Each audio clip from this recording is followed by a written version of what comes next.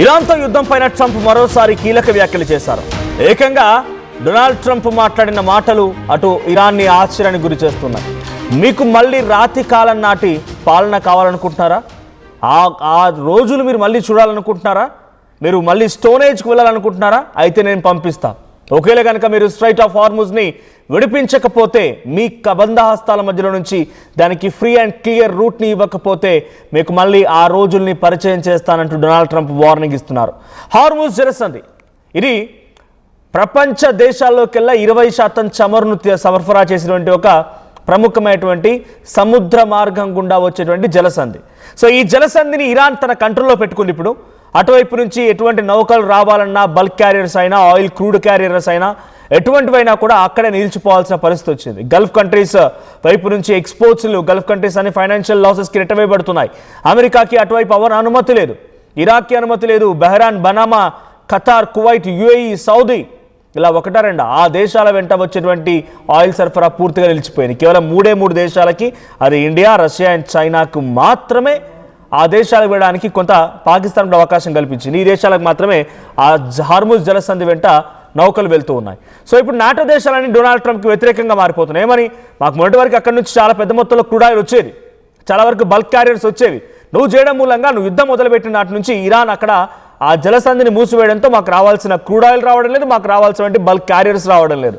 So నీ కారణంగా మేము ఇబ్బంది పడుతున్నాం. ఒకవేళ మేము కూడా అక్కడి నుంచి ఇప్పుడు నౌకల్ని తీసుకురావాలంటే మాకు ట్యాక్స్ అడుగుతున్నాడు ఇరాన్.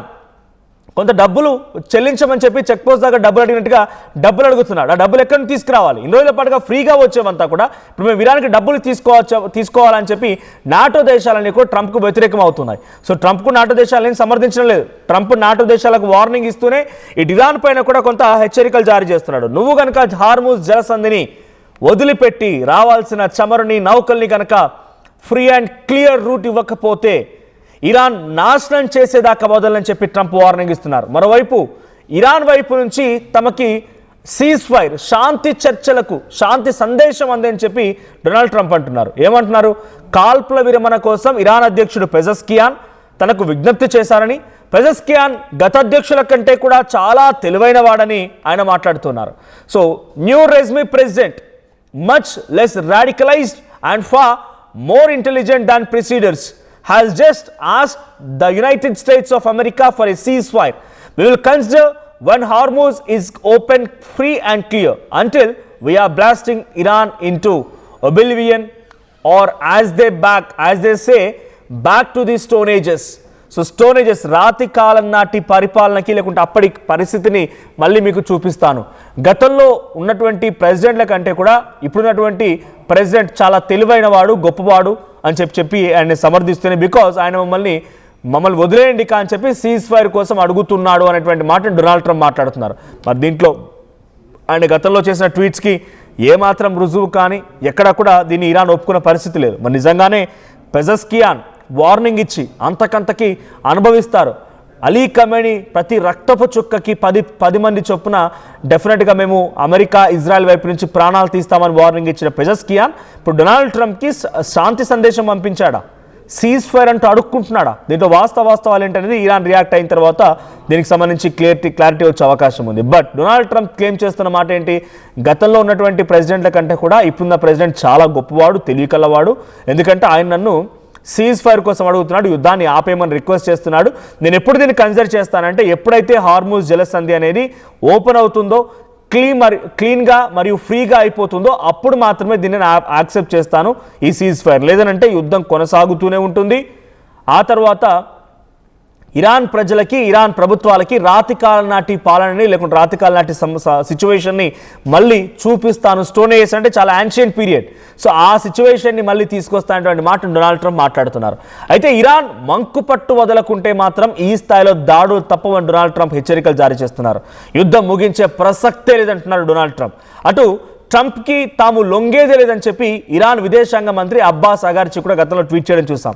ఎట్టి పరిస్థితుల్లో కూడా మేము ట్రంప్కి లొంగము, ట్రంప్ కిందికి వెళ్ళము, ట్రంప్ చెప్పిన మాట వినము, ట్రంప్కి అంతకంతకు సమాధానం చెప్తాను, definitely they will also get punished by us. మా ద్వారా వాళ్ళు కూడా పనిష్మెంట్ పొందుతారు. దమ్ముంటే యుఎస్ ట్రిపోలి అనేటువంటి వార్షిప్ ఇరాన్ సమీపంగా వచ్చిందని చెప్పి డొనాల్డ్ ట్రంప్ చెప్తున్నాడు కదా, వాళ్ళని ఒక్కొక్కరిని అడుగు పెట్టమని చెప్పండి ఇరాన్ భూభాగం పైన, చూద్దాం ఎలా ఉంటుందో. ఒక్కొక్కరు ఒక్కో షాయిదీ డ్రోన్గా మారిపోయి వాళ్ళంతా వాళ్ళే పేలిపోయి పుచ్చలు ఎగిరిపోతాయని చెప్పి ఇరాన్ విదేశాంగ మంత్రి అబ్బాస్ అగార్చి కూడా గతంలో ఒక ట్వీట్ చేయడం చూసాం. చివరికి పోరాటం చేస్తూనే ఉంటామని చెప్పి అబ్బాస్ అంటున్నారు. ఆయన ఇరానియన్ విదేశాంగ మంత్రి, ఇక్కడ ఫోటోలో కనిపిస్తున్న వ్యక్తి ఆయనే. సో అబ్బాస్ అగార్చి అండ్ పెజాస్కియాన్ ఇద్దరు కూడా వాళ్ళు వార్నింగ్ ఇస్తున్నారట్టుగా మనకు ట్వీట్ల ద్వారా, వాళ్ళ మెసేజ్ల ద్వారా, వాళ్ళ సందేశాల ద్వారా అర్థమవుతోంది. కానీ డొనాల్డ్ ట్రంప్ మాత్రం వీళ్ళంతా నా కాళ్ళ కిందకు వచ్చారు, నాకు సీజ్ ఫైర్ చేయమని కోరుకుంటున్నారు, నేను సీజ్ ఫైర్ చేయకపోతే వాళ్ళు బ్రతికేలలేరు, సరే సీజ్ ఫైర్ సిద్ధంగా ఉన్నా కానీ నాకు స్ట్రైట్ ఆఫ్ హార్మూజ్ని వదిలేయండి, దానికి అవకాశం కల్పించండి అని చెప్పినట్టుగా డొనాల్డ్ ట్రంప్ మాట్లాడుతున్నారు. సో ట్రంప్ ట్వీట్ ద్వారా ఒక సంచలన విషయం ఏంటంటే, నేను మళ్ళీ ఇరాన్ పైన యుద్ధం చేస్తా, అంటిల్ ఆర్ అన్లెస్ వాళ్ళు స్ట్రైట్ ఆఫ్ హార్మూజ్ని వదిలేంత వరకు నేను యుద్ధం కొనసాగిస్తా. Will consider when strait of Hormuz is open, free and clear. Until then we're blasting Iran into oblivion or as they say back to the stone ages అని చెప్పి ఆయన చెప్తున్నారు. ఆయన ఒక రకంగా వార్నింగే ఇచ్చారు. ఈరోజు సీజ్ ఫైర్ అడుగుతున్నారు నన్ను, నేను సానుకూలంగా ఉన్నాను, వారికి అవకాశం ఇస్తాను, యుద్ధాన్ని ఆపేస్తాను, ఎక్కడ కూడా చెప్పట్లేదు ఆయన. ఆయన ఏమంటున్నారు చాలా క్లియర్గా, వాళ్ళు గనక స్ట్రైట్ ఆఫ్ హార్మూజ్ని వదిలేయకపోతే డెఫినెట్గా మేము ఇరాన్ని లేపేస్తామని చెప్పి డొనాల్డ్ ట్రంప్ వార్నింగ్ ఇస్తున్నారు. ఇక్కడ ఒక ఇంట్రెస్టింగ్ విషయం ఏంటంటే, అందరూ గమనించాల్సిన ఫ్యాక్ట్ ఏంటంటే, డొనాల్డ్ ట్రంప్ ఏమనుకున్నాడు యుద్ధం మొదలైన రోజు? కేవలం మహా అయితే 2 రోజులు 3 రోజుల యుద్ధం జరిగింది, ఇరాన్ మొత్తాన్ని కూడా నేలమట్టం చేసి ఆ భూమిని మొత్తాన్ని కూడా వణికించేస్తా. ఇట్లా ఈ వణుకుడు వణికిన తర్వాత ఇరాన్ తన మాట వింటది, ఇరాన్ పూర్తిగా కుప్పకూలిపోతుంది. అక్కడ రాజే కోల్పోయిన తర్వాత ఇరాన్ సైన్యం ఏం చేయగలదు అనేటువంటి ఒక ధీమాతో, ఒక భరోసాతో డొనాల్డ్ ట్రంప్ ఉండేవాడు. కానీ ఎవరు ఊహించని రీతిలో ఇరాన్ రిటిలియేట్ చేయడం మొదలుపెట్టింది, అటు కౌంటర్ అటాక్ ఇవ్వడం మొదలుపెట్టింది. డైరెక్ట్గా అమెరికాపై బ్లాస్ట్ చేయకపోయినా, నిన్న కూడా మీరు చూసే ఉంటారు ఆర్టీవీలో, అమెజాన్ మైక్రోసాఫ్ట్కి సంబంధించినటువంటి కార్యాలయాలపై కూడా దాడి చేస్తామని ఇరాన్ ట్వీట్ చేయడం చూసాం. అంటే అమెజాన్ మైక్రోసాఫ్ట్ కార్యాలయాలు ఎక్కడున్నాయి? దీని హెడ్ ఆఫీసులు అన్నీ కూడా అమెరికాతో లింకప్ అయి ఉంటాయి. సో వన్స్ ఇరాన్లో ఉన్నా, లేదంటే గల్ఫ్ కంట్రీస్లో ఉన్నటువంటి అమెజాన్ అండ్ మైక్రోసాఫ్ట్ లాంటి కంపెనీస్ ఉన్నా కూడా వాటిపై అటాక్ చేసినా indirect it's an attack on America కదా. అమెరికా కంపెనీలపై అటాక్ చేసినప్పుడు అమెరికాపై అటాక్ చేసినట్టే, అమెరికా ఎయిర్ బేస్లపై అటాక్ చేసినా అమెరికాపై అటాక్ చేసినట్టే. సో ఈ రకంగా గల్ఫ్ కంట్రీస్ ఉన్నటువంటి అమెరికన్ స్థావరాల పైన, అమెరికాకు సంబంధించిన ఫైనాన్షియల్ ఆస్పెక్ట్స్ పైన దెబ్బ కొడుతూ కంటిన్యూస్గా ఈ వార్ని సుమారుగా 5 వారాలకు తీసుకొచ్చింది. నెల రోజులు గడిచిపోయింది ఆల్రెడీ. ఇప్పుడు ఆల్మోస్ట్ నెల గడిచి కూడా అటు ఇటుగా 10 days అవుతోంది. ఫిబ్రవరి 28న మొదలైనటువంటి ఈ వార్ ఆల్రెడీ నెల గడిచిపోయింది. ఇప్పుడు ఆల్మోస్ట్ మనం ఏప్రిల్ 2nd రోజు ఉన్నాం మనం ఇప్పుడు. సో ఈ రకంగా యుద్ధాన్ని కొనసాగిస్తూనే ఉన్నాడు అటు ఇరాన్. సో ఇరాన్కు ఉన్నటువంటి అతిపెద్ద పవర్ ఏంటంటే strait of Hormuz. Strait of హార్మూజ్ను నిలిపివేయడం మూలంగానే నాటో దేశాలు డొనాల్డ్ ట్రంప్పై ఒత్తిడి తీసుకొస్తున్నాయి. జపాన్ ప్రధాని ఏకంగా డొనాల్డ్ ట్రంప్ని కలవాల్సిన పరిస్థితి వచ్చింది.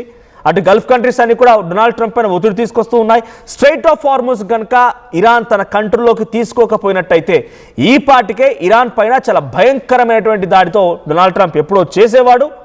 ఇరాన్ని పూర్తిగా తన రెజిమెంట్ తీసుకొచ్చి అక్కడ శాల పరిపాలన మళ్ళీ మొదలు పెట్టేవాడు. ఎప్పుడైతే స్ట్రైట్ ఆఫ్ హార్మూజ్ని ఇరాన్ తన కంట్రోల్లోకి తీసుకుందో ఆ తర్వాత నుంచి డొనాల్డ్ ట్రంప్ ఏం చేద్దాం అనుకున్నా కూడా కొంత ఇబ్బంది ఆలోచించాల్సిన పరిస్థితి. నేను ఇక్కడ దాడి చేస్తే మళ్ళీ వాళ్ళు వచ్చి గ్యాస్ ఫీల్డ్స్పై దాడి చేస్తున్నారు. మొన్న ఇజ్రాయెల్ వెళ్ళి అక్కడ సౌత్ పార్స్ గ్యాస్ ఫీల్డ్పై దాడి చేసింది ఇరాన్లో. దానికి కౌంటర్ అటాక్గా ఇరాన్ ఏం చేసింది, ఖతార్ ఉన్నటువంటి దోహా ప్రాంతంలో రస్లాఫ్ అనేటువంటి ఒక LNG గ్యాస్ ఫీల్డ్పై దాడి చేసింది. దీని పరిణామం ఎంత? కొన్ని వేల కోట్ల రూపాయలు, 5 సంవత్సరాల పూర్తి నష్టం. ఏకంగా దాన్ని మళ్ళీ రిట్రైవ్ చేయాలి, దాన్ని మళ్ళీ తిరిగి పునరుద్ధరించాలంటే. అంటే ఆ స్థాయిలో ఇరాన్ కూడా రిటిలేట్ చేస్తోంది. సో ఏకంగా డియోగ్రాసి అనేటువంటి హిందూ మహాసముద్రం దగ్గర ఉన్నటువంటి ఒక ఐలాండ్ పైన కూడా డైరెక్ట్గా ఇటు ఇరాన్ ఎక్కుపెట్టి మిసైల్స్ని ప్రయోగించిందంటే వాళ్ళ స్ట్రెంత్ ఏంటో అర్థమవుతోంది. ఇప్పుడు కూడా మళ్ళీ ఆయన ఏమంటున్నారు, నా కాళ్ళ కిందకు వచ్చారు, నేను అడుగుతున్నారు, శాంతి చర్చలకు సిద్ధంగా ఉన్నామంటున్నారు అని చెప్తున్నారు. మరి పాకిస్తాన్లో జరిగే చర్చ ఏంటి? ఇప్పుడు మెసేజ్ పంపారు అనుకుంటే పాకిస్తాన్లో అటు JD Vance హాజరు కాబోతున్నారని ఇషాక్ దార్ కానీ, ఈజిప్ట్ కానీ, తర్వాత టర్కీ కానీ, ఆ తర్వాత సౌదీ, ఈ దేశాల ప్రతినిధులు ఏం చర్చలు జరుపుతున్నారు? అసలు ఏం చర్చలు జరిగాయి అంటే ఈ మాటల్లో నిజాలెంత అబద్ధాలేంటో కూడా అర్థం కావడం లేదు. డొనాల్డ్ ట్రంప్ యొక్క ట్వీట్ మనకు కనబడుతుంది చాలా క్లియర్గా, కానీ దానిలో నిజం ఎంత అనేది మాత్రం చెప్పలేం మనం. బికాజ్ అటు అగర్చి అబ్బాస్ ఇరాన్ విదేశాంగ మంత్రి ఎట్టి పరిస్థితుల్లో ట్రంప్ను వదిలే ప్రసక్తి లేదనడం, పెజెస్కియాన్ ఇరాన్ ప్రెసిడెంట్, అలీ ఖమేనీ ప్రతి రక్తపు చుక్కకి సుమారుగా 10 మందిని, ఆ రకంగా కొన్ని 100 మందిని 1000 మందిని కూడా అంతమందిస్తాము ఇరాన్ ఇజ్రాయెల్ వార్లో ఇజ్రాయెల్ నష్టపోతుంది, అమెరికాకు నష్టపోతుంది, మేము ప్రాణాలు పోయినా పర్లేదు కానీ యుద్ధాన్ని మాత్రం కొనసాగిస్తాం ఆయన చెప్పుకొచ్చారు. మరి అలాంటి వ్యక్తులు డొనాల్డ్ ట్రంప్ దగ్గరికి వెళ్ళిపోయి ప్రాణభిక్ష పెట్టమని అడుగుతారా? సీజ్ ఫైర్ కోసం అడుగుతారా? నిజంగానే అడిగితే ఆల్రెడీ కండిషన్స్ పెట్టాడు డొనాల్డ్ ట్రంప్, 15 కండిషన్స్. ఆ కండిషన్స్కి యాక్సెప్ట్ చేసిందా? లేదు ఇరాన్ వైపు నుంచి కూడా కొన్ని కండిషన్స్ వచ్చాయి, ఆ కండిషన్కి అమెరికా యాక్సెప్ట్ చేసిందా? ఇంట్లో నిజాలు ఏంటి అనేది కూడా కొంత క్వశ్చన్ మార్క్ అని చెప్పాలి. బట్ డొనాల్డ్ ట్రంప్ మాట్లాడుతున్న ట్వీట్ మాత్రం ఎలాగైనా సరే నేను స్ట్రైట్ ఆఫ్ హార్ముజ్ని విడిపిస్తాను, ఆలకంగా విడిపించగలిగితే లేదా వాళ్ళు వదిలేస్తే ఇరాన్ని నా చావు దెబ్బలో నుంచి తప్పించుకోగలుగుతుంది, లేదంటే కనుక ఇరాన్ని చావు దెబ్బ కొడతారని చెప్పి డొనాల్డ్ ట్రంప్ చెప్పడం కొంత చర్చనీయాంశంగా మారింది. At the same time this is the first time that president has mention Tehran formally. For the first time Donald Trump తన ట్వీట్లో ఇరాన్ అనేటువంటి ఆ పదాన్ని ఉపయోగించి ఒక ట్వీట్ చేశారంట. So Trump has indicated it has been long begging to negotiate a way out of the war in the Iran but begin on February 28. ఈ ఫిబ్రవరి 20 మొదలైనటువంటి ఈ యుద్ధంలో వాళ్ళను అడుక్కుంటున్నారు, బెగ్ చేస్తున్నారు రకంగా డొనాల్డ్ ట్రంప్ చేసినటువంటి ట్వీట్, మొదటి ట్వీట్ ఇది. The president announcement notably came before the New York stock exchange and Nasdaq opened for trading. Over recent weeks, Trump has made several significant announcements about progress in Iran before markets opened. అంటే ఇక్కడ ఇంకొక conspiracy ఏముందనేది ఒక New York post అనేటువంటి American website కథనాన్ని చూసి చెప్తున్నాను మీకు. ఇక్కడ ఈ స్టేట్మెంట్ వరకు మాత్రం ఆయన ప్రతిసారి మార్కెట్స్ ఓపెన్ అవుతున్నటువంటి సమయం ఇటువంటి స్టేట్మెంట్ చేస్తున్నాడంట. అంటే మేబీ ఇట్స్ మార్కెటింగ్ స్ట్రాటజీ కూడా, బికాజ్ ఆయన స్టేట్మెంట్ ద్వారా బంగారాల ధరలు పెరిగిపోతాయి, స్టాక్ ధరలు పెరిగిపోతాయి, లేకపోతే పడిపోతాయి, అలాంటి పరిణామాలు ఉంటాయి. కాబట్టి ఆయన యొక్క ట్వీట్ ఏంటి అర్థం? యుద్ధాన్ని ఆపమని చెప్పి వాళ్ళు అడుగుతున్నారు, నేను యుద్ధాన్ని ఆపడానికి సిద్ధంగా ఉన్నాను ఎప్పుడు స్ట్రైట్ ఆఫ్ హార్ముజ్ని వదిలేస్తే. ఒకవేళ కనుక ఇరాన్ స్ట్రైట్ ఆఫ్ హార్ముజ్ వదిలేస్తే యుద్ధం ఆగిపోయినట్టే. యుద్ధం ఆగిపోయిందంటే ప్రపంచ దేశాల్లో శాంతి మళ్ళీ నెలకొన్నట్టే. అలాంటి సిచ్యువేషన్ ఉన్నప్పుడు డెఫినెట్గా స్టాక్లు అనేది పెరిగిపోతూ ఉంటాయి. సో మార్కెట్ ఓపెన్ అయ్యే సమయానికే డొనాల్డ్ ట్రంప్ అనే వ్యక్తి ఇటువంటి స్టేట్మెంట్ తరచుగా పాస్ చేస్తున్నారు ఆఫ్టర్ February 28 అన్నట్టుగా ఆ కథనం రాసుకొచ్చింది. So the stands of Islamic republic of Iran regarding the defence of the homeland against the onslaught of the forces and evil at the conditions for ending the imposed war has undergone no change and there is no regard whatsoever the resolutions and lies of the criminal aggressors. Pezeshkian spokesperson Saeed Mehdi చేసిన tweet ఇది. ఏమంటాడు ఆయన? So గతంలో కూడా మేము ఈ రకంగా request చేశామని రకరకాలుగా తప్పుడు వ్యాఖ్యలు చేస్తూ డొనాల్డ్ ట్రంప్ మా పైన అబండాలు మోపే ప్రయత్నం చేశాడు. సో ఎక్కడ కూడా మాట్లాడేది అన్నట్టుగా ఆయన ట్వీట్ చేశారు. ఎగ్జాక్ట్గా దుష్టశక్తుల దాడి నుండి మాతృభూమిని రక్షించుకోవడానికి మరియు మాపై అనవసరంగా ప్రెషర్ పెట్టి స్టార్ట్ చేసిన యుద్ధాన్ని ముగించడానికి అవసరమైన పరిస్థితుల విషయంలో ఇస్లామిక్ రిపబ్లిక్ ఆఫ్ ఇరాన్ వైఖరిలో ఎటువంటి మార్పు రాలేదు. అంటే మేము గతంలో యుద్ధాన్ని చేస్తామని చెప్పిన మాట కానీ, యుద్ధాన్ని కొనసాగిస్తాం, ప్రాణాలు పోయినా సరే మా దేశాన్ని మేము కాపాడుకుంటున్న మాట నుంచి మేము ఎక్కడ వెనక్కి తగ్గలేదు. ఇది ఎవరో చేసిన ట్వీట్ కాదు, డైరెక్ట్గా పెజెస్కియాన్కి సంబంధించిన స్పోక్స్ పర్సన్ సయ్యద్ మెహదీ, పెజెస్కియాన్ అంటే ప్రెసిడెంట్, ఇరానియన్ ప్రెసిడెంట్, ఆ ప్రెసిడెంట్ దగ్గర ఉన్నటువంటి స్పోక్స్ పర్సన్ చేసిన ట్వీట్ ఇది. దుష్టశక్తుల దాడి నుంచి మా దేశాన్ని మేము కాపాడుకోవడానికి మేము యుద్ధంలో నుంచి ఎప్పుడు కూడా ముగించడానికి, అంటే ఆ యుద్ధాన్ని ముగించడానికి అన్ని అవసరమైనటువంటి పరిస్థితుల విషయంలో ఇస్లామిక్ రిపబ్లిక్ ఎక్కడా కూడా వెనక్కి తగ్గలేదు. మరియు నేరపూరిత ఆక్రమణలపైన భ్రమలు మరియు అబద్ధాలను ఏమాత్రం గౌరవించదు. అబద్ధం, డొనాల్డ్ ట్రంప్ చేసిన ట్వీట్ అబద్ధం అనేది చాలా క్లియర్గా ఆయన స్పోక్స్ పర్సన్ సయ్యద్ మెహదీ ట్వీట్లో అర్థమవుతోంది. సో ఇటు చాలామంది ఇంకా ట్వీట్ చేస్తున్నారు ఇరాన్ వైపు నుంచి. డొనాల్డ్ ట్రంప్ ట్వీట్ తర్వాత నుంచి కంటిన్యూస్ లెటర్స్ కూడా వస్తున్నాయి. పెజెస్కియాన్ later released a letter of propaganda warning that Iran could outlast American aggression while also claiming that his country narbors no enmity to ordinary US citizens.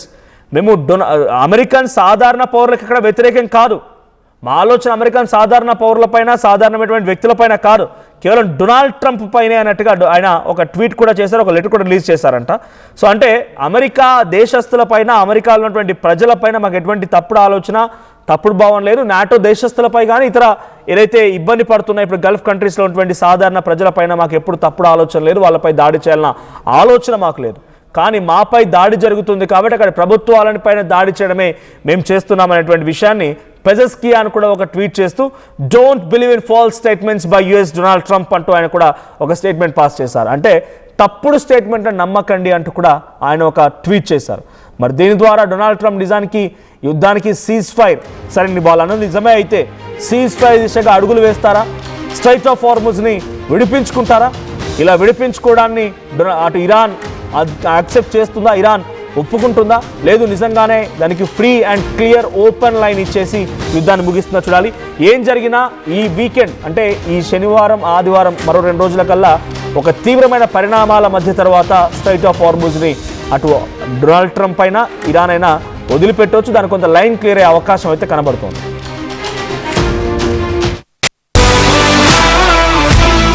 Bringing the industry expertise to the classroom. KL deemed to be university.